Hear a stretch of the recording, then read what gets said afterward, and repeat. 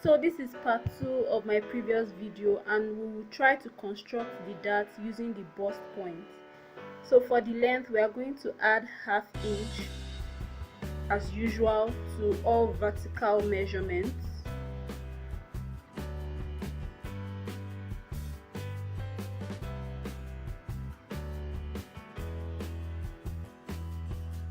Please don't forget, like I said, all vertical measurements should be done on fold.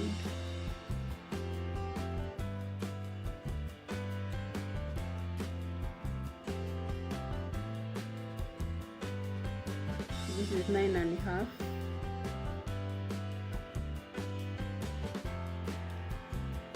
So for the width, we are going to divide it into 2 and then add 1/8 of an inch.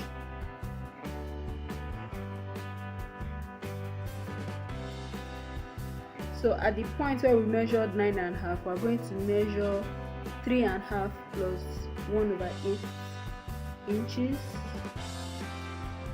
as you can see right there.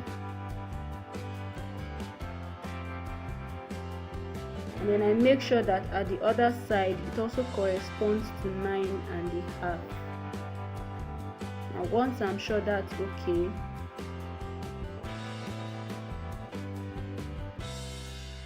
I get my ruler and then draw a line.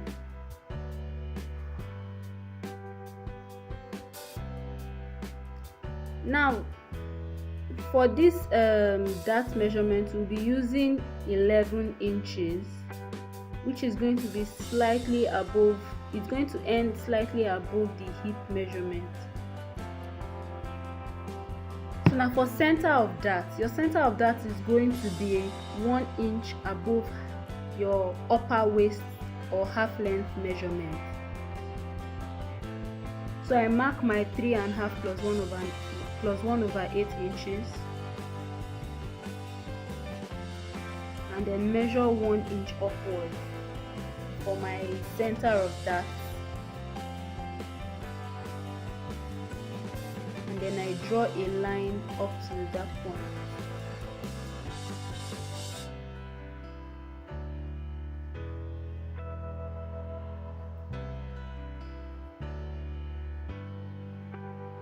So at that center of that, your dart width is always 1 inch.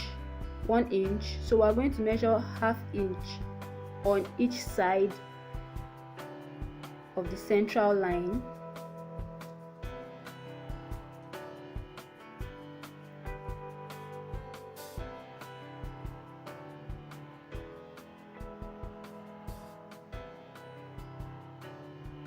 So ½ inch on each side, and then we are going to construct the upper part of the dart.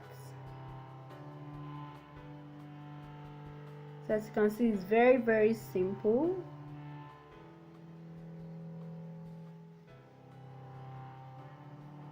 So like I said earlier, your dart length I'm going to be using is going to be around 11 inches, which is slightly above my hip length.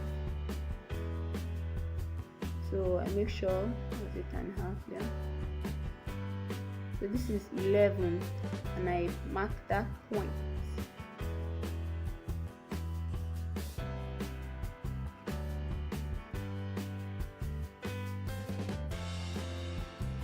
And then construct the lower part of the dart.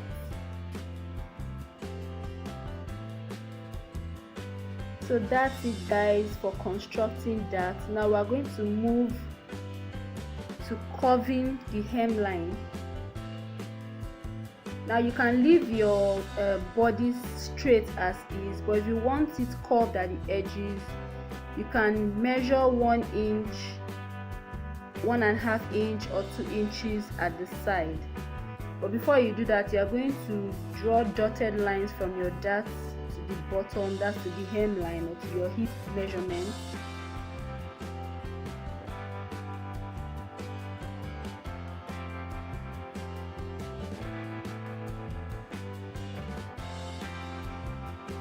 So right right here I'm going to be using about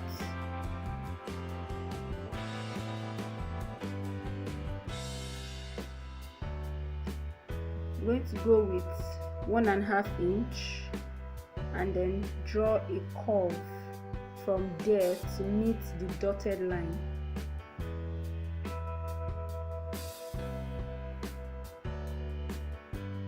So that's how you make your bodice curved at the side.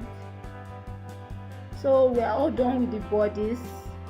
So right now I'm going to cut out my freehand basic bodice.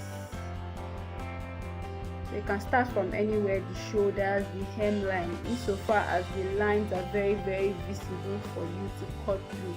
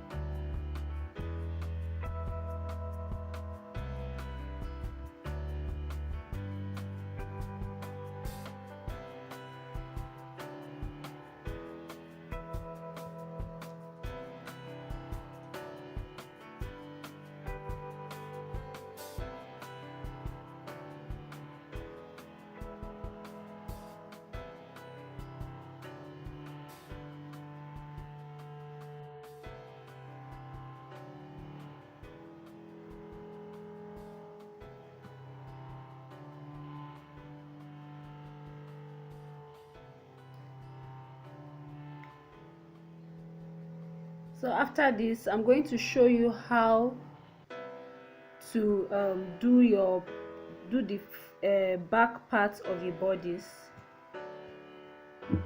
So your other material or fabric is on fold, so you place the front part of your bodice on it, making sure to